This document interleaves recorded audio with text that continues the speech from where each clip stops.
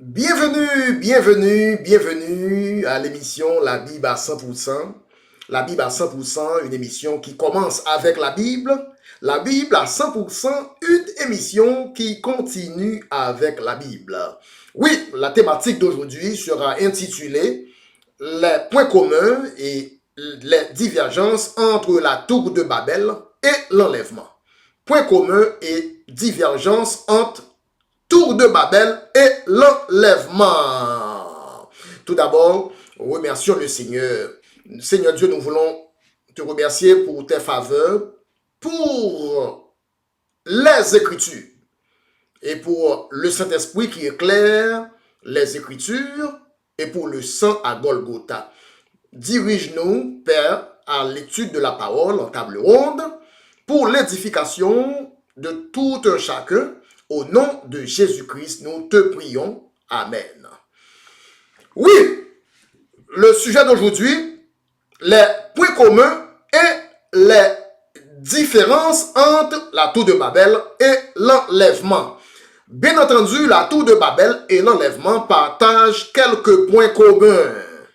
Et en même temps, la tour de Babel et l'enlèvement offrent des divergences et des différences.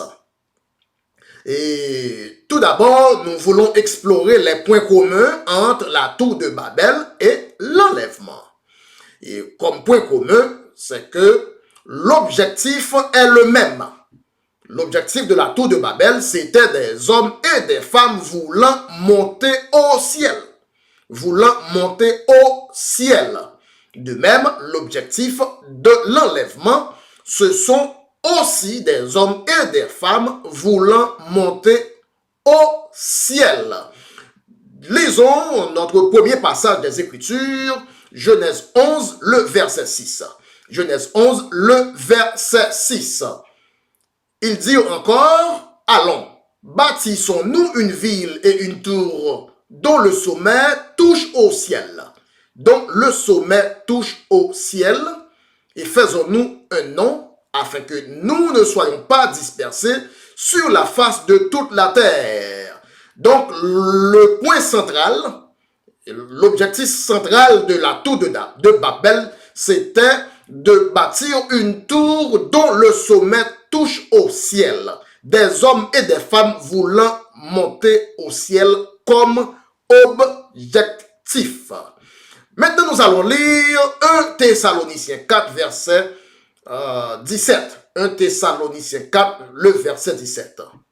Ensuite, nous les vivants qui serons restés, nous serons tous ensemble enlevés avec eux sur des nuées à la rencontre du Seigneur dans les airs.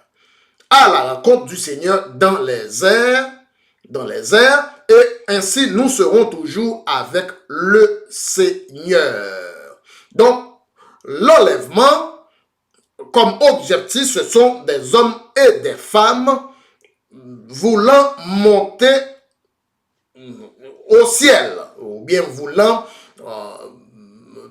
quitter la terre comme objectif. Ouais? Okay. Maintenant, nous allons voir les différences entre la tour de Babel et l'enlèvement. Souvent, dans la Bible, nous entendons parler des cieux et une terre. Dieu créa les cieux et la terre. En parlant des cieux et la terre est au singulier, les cieux au pluriel. Donc, lorsque la Bible figure les cieux et la terre comme créature, les cieux au pluriel, la terre est au singulier, ce qui laisse entendre que la terre est une seule terre, mais les cieux sont plusieurs. Donc, au pluriel, donc, plusieurs cieux. Donc, on a besoin qu'on ait combien ciel qui gagne, combien y a-t-il de ciel ou bien de cieux. Donc, maintenant, nous savons très bien, lorsque la Bible parlait de ciel, c'est pour toujours gagner dans l'esprit, que dans quel contexte la Bible a parlé, selon le contexte, les poils mettaient en lumière de combien ciel, ou bien dans qui laisse ciel que la Bible a parlé dans le moment, dans le contexte en question. Donc, lorsque la tour de Babel, des hommes voulaient monter au ciel, puisque gagnait plusieurs cieux, c'est à déterminer quel ciel, lequel d'entre les cieux que la tour de Babel te voulait river. Même genre, lorsque la Bible a parlé de l'enlèvement, pour monter au ciel, c'est de quel ciel, lequel d'entre les cieux que les hommes montaient dans le ciel à la faveur de l'enlèvement. Donc, de même que gagnait la République d'Haïti et l'île d'Haïti, oui, la République d'Haïti fait partie de l'île d'Haïti. Toutefois, la République d'Haïti n'est pas l'île d'Haïti. Tout de gen non Haïti nan mais tout vle di yon bagay différent. C'est même genre la Bible a parlé. Moun nan vle al dans ciel. Tout ciel fait partie des cieux, mais tout ciel pas même côté. Et combien ciel qui gagne? Comme exemple, deuxième exemple, la Bible parle de ça et n'a point un exemple dans le monde. Nous entendons parler des États-Unis d'Amérique. Ensuite, nous entendons parler du continent d'Amérique.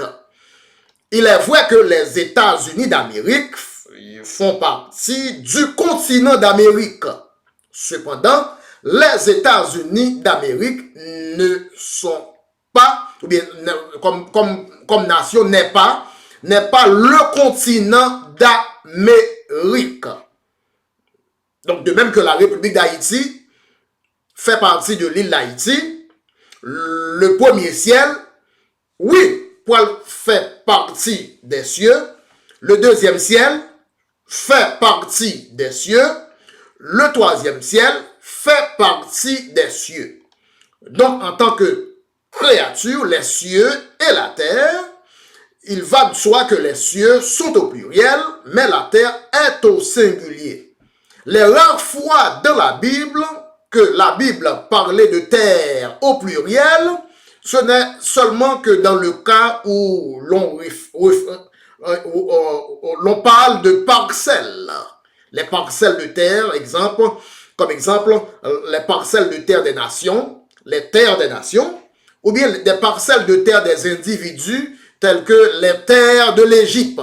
Comme exemple, Genèse 47, le verset 20, Genèse 47, le verset 20, Joseph acheta toutes les terres de l'Égypte pour Pharaon. Cela veut dire, pas gagner plusieurs terres. Il n'y a pas plusieurs terres, il y a une seule terre.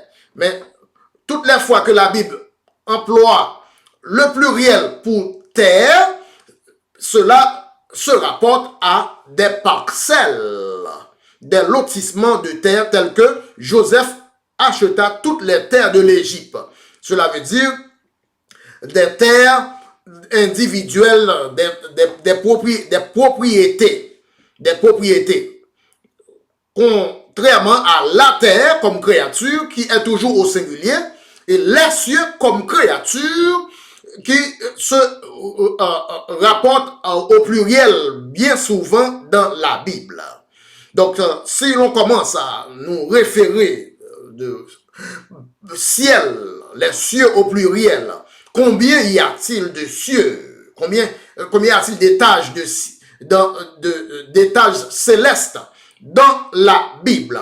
Nous allons tout d'abord lire des passages bibliques relatant plusieurs cieux. Lisons d'abord Josué 2, le verset 11.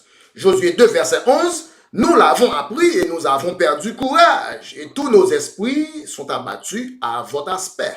Car c'est l'Éternel, votre Dieu, qui est Dieu en haut, dans les cieux au pluriel, et en bas sur la terre au singulier. Lisons ensuite Deutéronome 10, le verset 14. Des passages bibliques référents ou bien rapportant plusieurs cieux. Deutéronome 10, verset 14, voici à l'Éternel ton Dieu appartiennent les cieux et les cieux des cieux, la terre et tout ce qu'elle renferme. Donc, les cieux toujours au pluriel, la terre toujours au singulier. Ensuite, dans 1 Roi 8, verset 27. 1 Roi 8, verset 27. Mais quoi? Dieu habiterait-il véritablement sur la terre? Voici les cieux et les cieux des cieux. Les cieux et les cieux des cieux ne peuvent te contenir. Combien moins cette maison que j'ai bâtie. Donc, en tant que créature, la Bible nous fait savoir que il y a seulement une seule terre, mais cependant, il y a plusieurs cieux. Donc, jusque-là, nous voyons cieux peut-être au pluriel, le ciel peut-être au pluriel, c'est-à-dire les cieux, mais combien y a-t-il de ciel ou bien de cieux comme créature? Nous allons lire 2 Corinthiens 12, le verset 2. Combien? C'est oui au pluriel, mais c'est combien? C'est combien au total? 2 Corinthiens 12, le verset 2. Je connais un homme en Christ qui fut, il y a 14 ans, ravi jusqu'au 3e ciel. Jusqu'au 3e ciel. Jusqu'au 3e ciel. Si ce fut dans son corps, je ne sais. Si ce fut hors de son corps, je ne sais. Dieu le sait. Cela veut dire, la Bible rapporte, il y a plusieurs cieux, mais jusqu'à combien? La Bible va nous dire combien y a-t-il en total. Un total de 3. Paul nous dit jusqu'au 3e ciel. Jusqu'au 3e ciel. Donc l'apôtre Paul parle d'une expérience où il a été transporté jusqu'au 3e ciel. Et cela veut dire il y a un ciel plus haut que le premier ciel. Un ciel plus haut que le 2e ciel, jusqu'au 3e ciel. Le premier ciel, c'est le premier étage, c'est le plus bas d'entre les cieux. Le 2e ciel se trouve entre le premier qui est très bas et le 3e qui est plus haut. Et ensuite, nous avons le 3e ciel, c'est l'étage supérieur, le 3e étage, l'étage le plus haut. Le plus haut. Cela veut dire, lorsque la Bible parle de premier ciel, il y a des indices qui nous démontrent que ça, c'est le premier ciel. Quand la Bible parle du 2e ciel, il va y avoir des passages, des indices, des détails concernant ou bien pour nous repérant qu'on est au 2e ciel.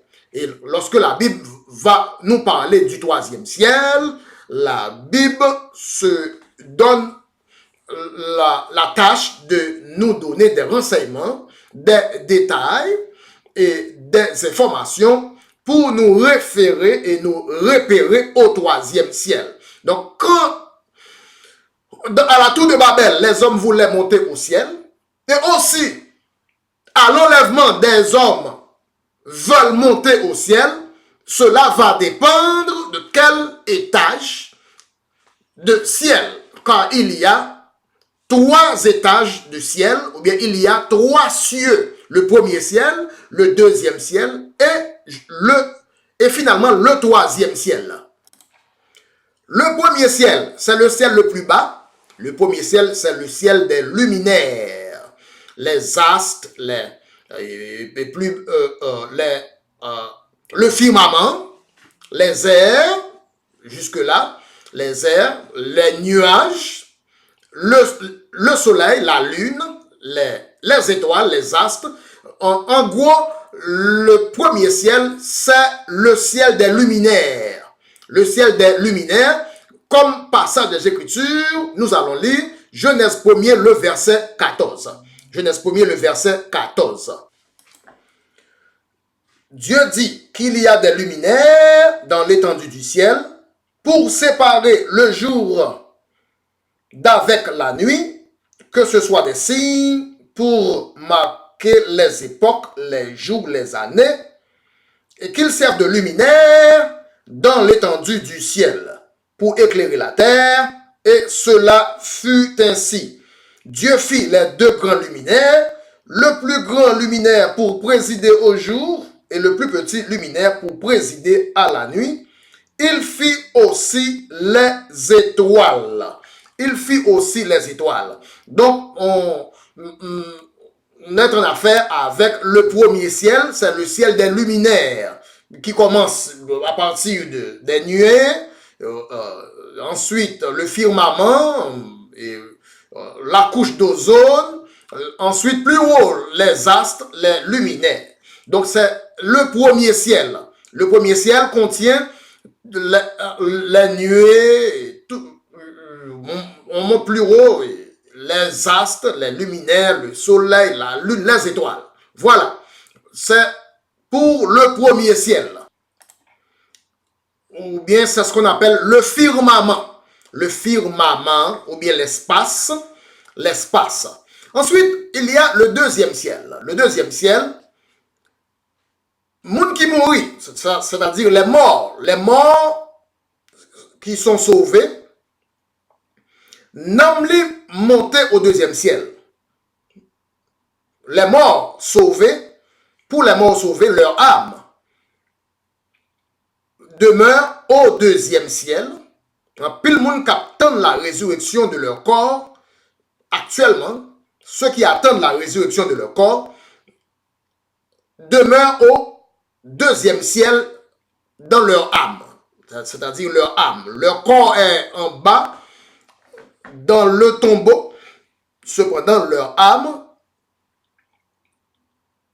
demeure et attend au deuxième ciel. Maintenant, le troisième ciel. Le troisième ciel, c'est le ciel du trône de Dieu. Là où est le trône de Dieu, le troisième ciel. Comme élément principal, dans le troisième ciel, il y a le trône de Dieu. Et il y a ce qu'on appelle là où l'on dit l'autel des parfums. L'autel des parfums, le trône de Dieu, parmi tout ce qu'on peut trouver au troisième ciel, il y a le trône de Dieu et l'autel des parfums. L'autel des parfums. Nous allons lire une portion des Écritures relatant au deuxième ciel d'abord. Ensuite, nous allons lire un autre passage concernant le troisième ciel. Le passage de la Bible concernant le deuxième ciel, Apocalypse, chapitre 6, le verset 9. Apocalypse 6, verset 9. Quand il ouvrit le cinquième sceau, je vis sous l'autel les âmes de ceux qui avaient été immolés à cause de la parole de Dieu et à cause du témoignage qu'ils avaient rendu. Le deuxième ciel, quand il ouvrit le cinquième sceau, je vis sous l'autel. Sous l'autel. À ne pas oublier, l'autel et le trône de Dieu est au troisième ciel. Donc sous l'autel, c'est le deuxième ciel où l'on trouve les âmes de ceux qui avaient été immolés à cause de la parole de Dieu. Donc, l'un des passages relatant du deuxième ciel, ici, on dit sous l'autel ou bien en bas de l'autel. En bas, dans le sous-bassement de l'autel. Il y a l'autel au troisième ciel, mais dans le sous-bassement de l'autel, il y a un espace qu'on appelle le deuxième ciel, là où se trouvent les âmes de ceux qui avaient été immolés à cause de la parole de Dieu. Pour le deuxième ciel. Ensuite, maintenant, nous allons lire un passage concernant le troisième ciel. À ne pas oublier, le troisième ciel, il y a le trône de Dieu. Au troisième ciel, il y a l'autel, il y a pas mal d'autres choses, mais principalement, le trône de Dieu et l'autel des parfums. Au troisième ciel, principalement le trône de Dieu et l'autel des parfums. Verset Apocalypse 4, versets 1er et 2.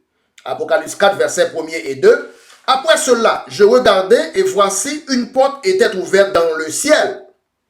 La première voix que j'avais entendue, comme le son d'une trompette qui me parlait, dit, monte ici, je te ferai voir ce qui doit arriver dans la suite.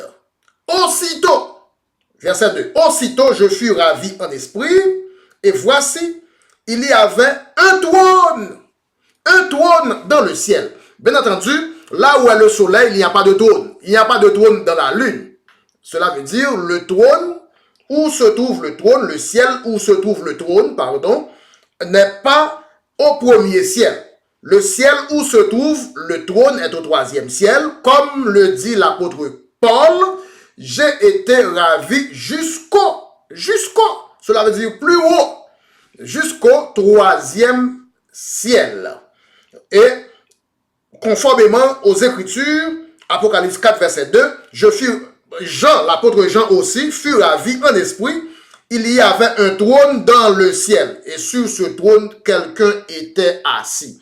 Donc, pour vous situer concernant les cieux au pluriel, et concernant le premier ciel, le deuxième ciel, le troisième ciel, qu'est-ce qu'on peut trouver au premier ciel?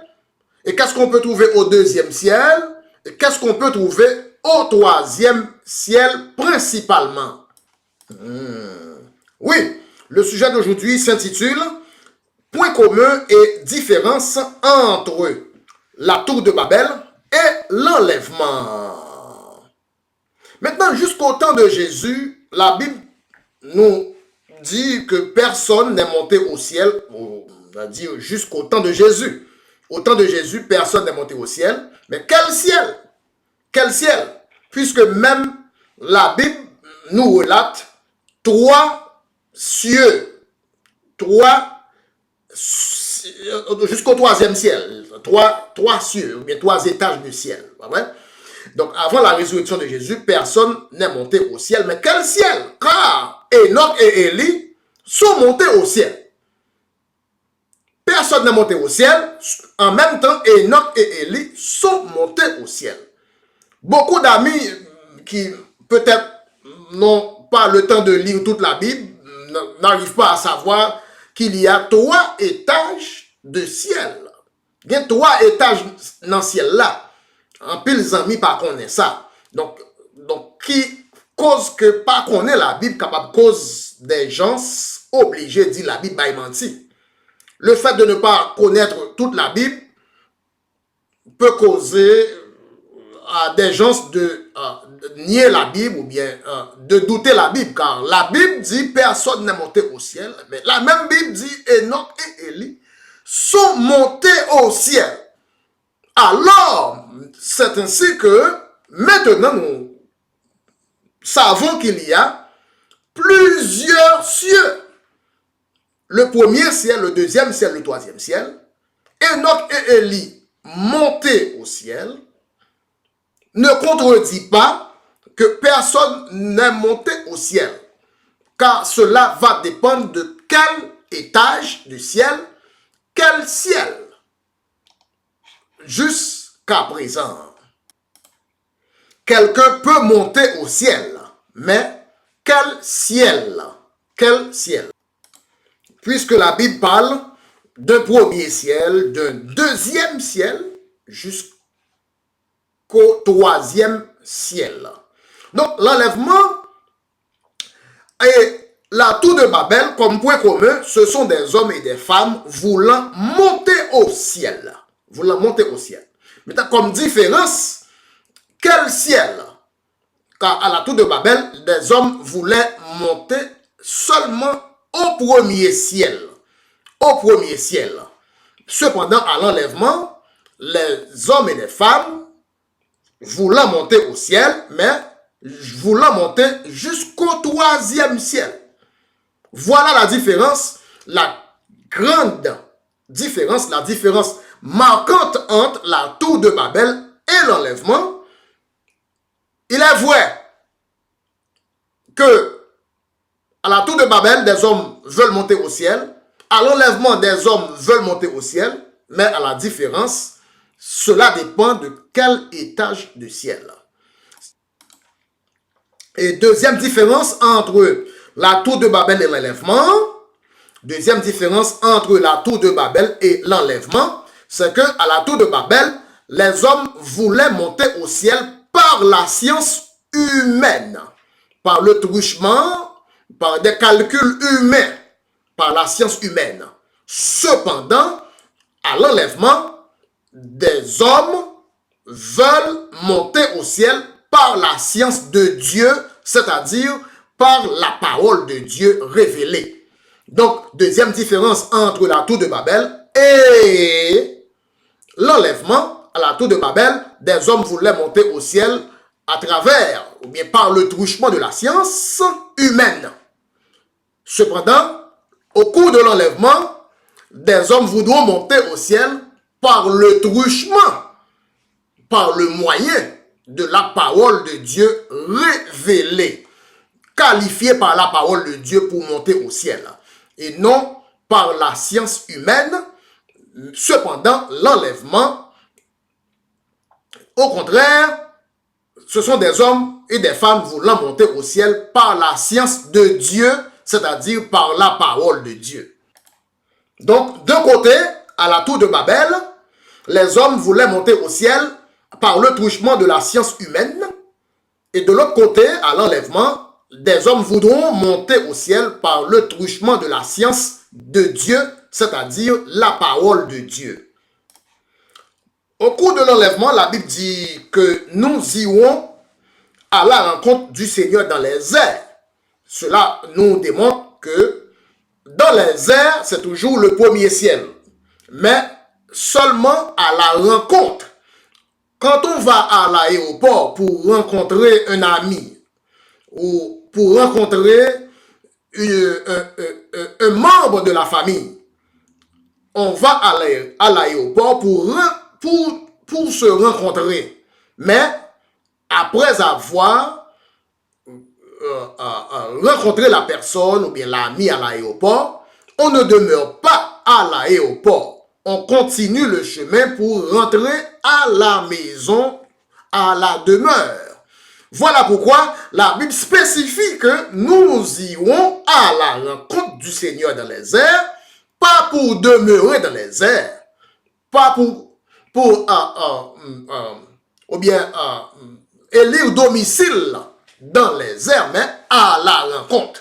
De même, quand on va à la rencontre d'une personne à l'aéroport, pas pour demeurer à l'aéroport, mais pour se rencontrer à l'aéroport. Donc, en premier lieu, au cours de l'enlèvement, nous irons tout d'abord dans les airs à la rencontre de Jésus-Christ. Ensuite, on va monter plus haut que les airs. Mais dans les airs, ce sera un lieu de rencontre. C'est comme à l'aéroport. On rencontre Jésus, Jésus nous rencontre à l'aéroport. Ensuite, Jésus nous emmène plus haut, plus loin, dans le troisième ciel, dans le lieu de demeure, ou bien dans le lieu de lune de miel.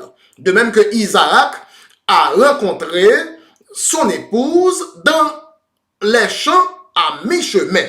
Mais ensuite, Isaac a conduit l'épouse dans la chambre. Isaac a rencontré son épouse dans les champs, mais Isaac a emmené l'épouse dans la chambre.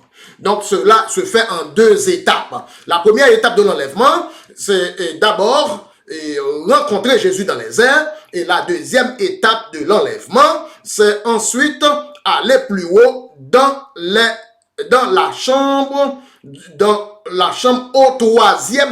au troisième ciel. Cela veut dire l'enlèvement a un lieu de départ, un lieu de rencontre et un lieu d'arrivée. Oui, l'enlèvement a un lieu de départ, ensuite un lieu de rencontre, c'est-à-dire les airs, ensuite un lieu d'arrivée, c'est-à-dire le troisième ciel. Le troisième ciel. Ésaïe 26, le verset 20. Ésaïe 26, le verset 20.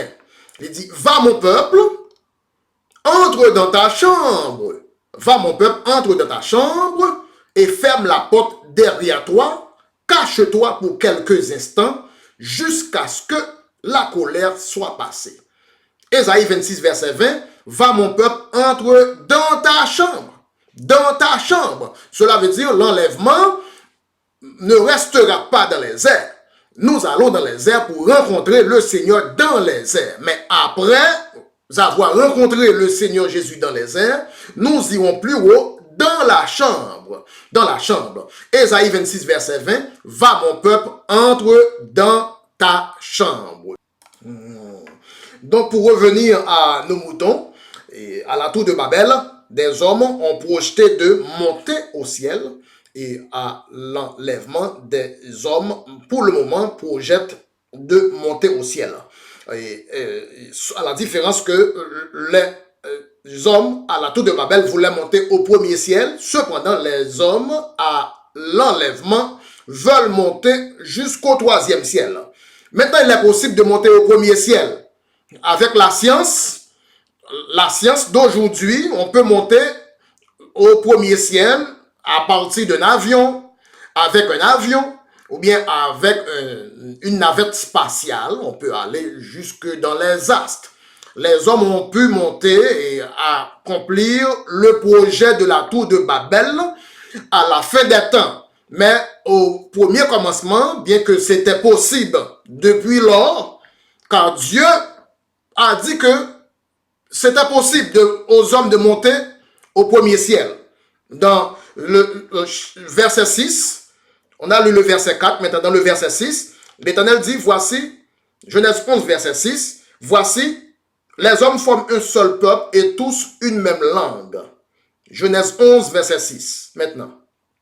Et c'est là ce qu'ils ont entrepris. Maintenant, rien ne les empêcherait. Rien ne les empêcherait de faire tout ce qu'ils auraient projeté. Donc, les hommes à la tour de Babel ont projeté de monter au ciel, au premier ciel. Mais c'était possible car Dieu lui-même a dit que rien ne les empêcherait d'accomplir ce projet de monter au ciel à partir de la science humaine en érigeant une tour qui monte au ciel, dont le sommet touche au ciel. Mais, c'est-à-dire, bien entendu, le premier ciel. Dieu dit que c'était possible.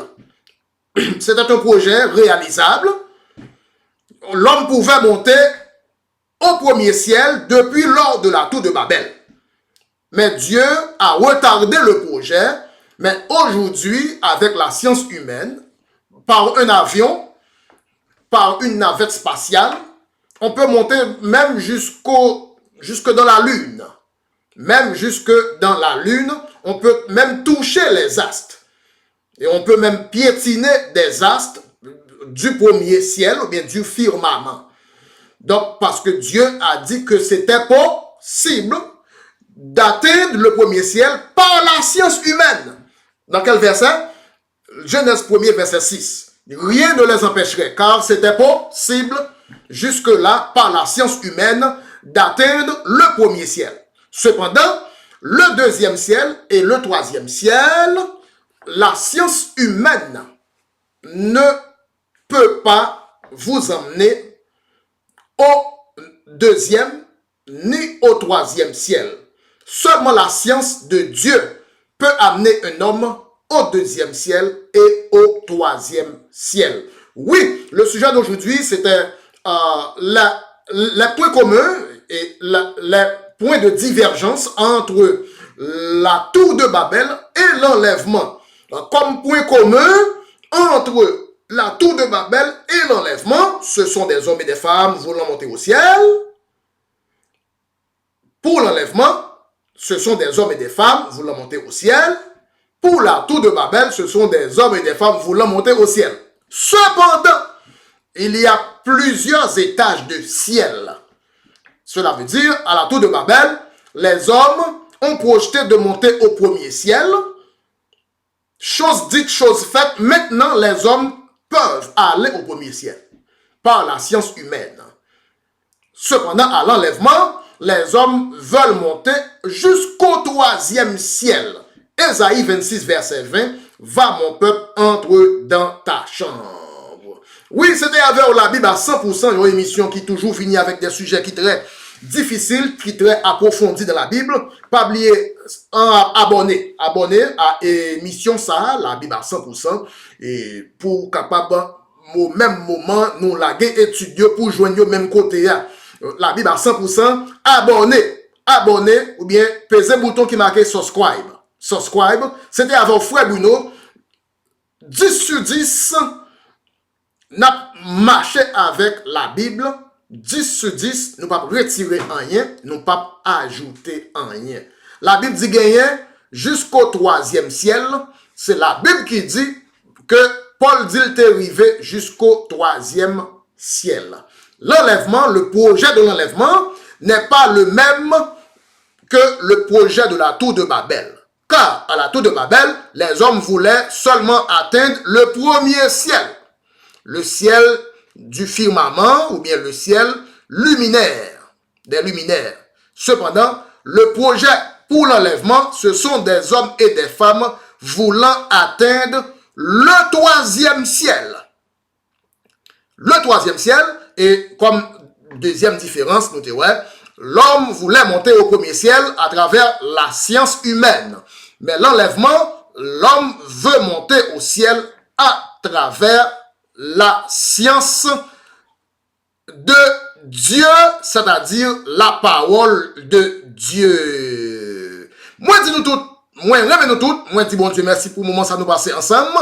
Pas oublier, pour capable toujours retourner, venir entendre la Bible à 100% avec un frère qui est très humble et qui très remet la Bible.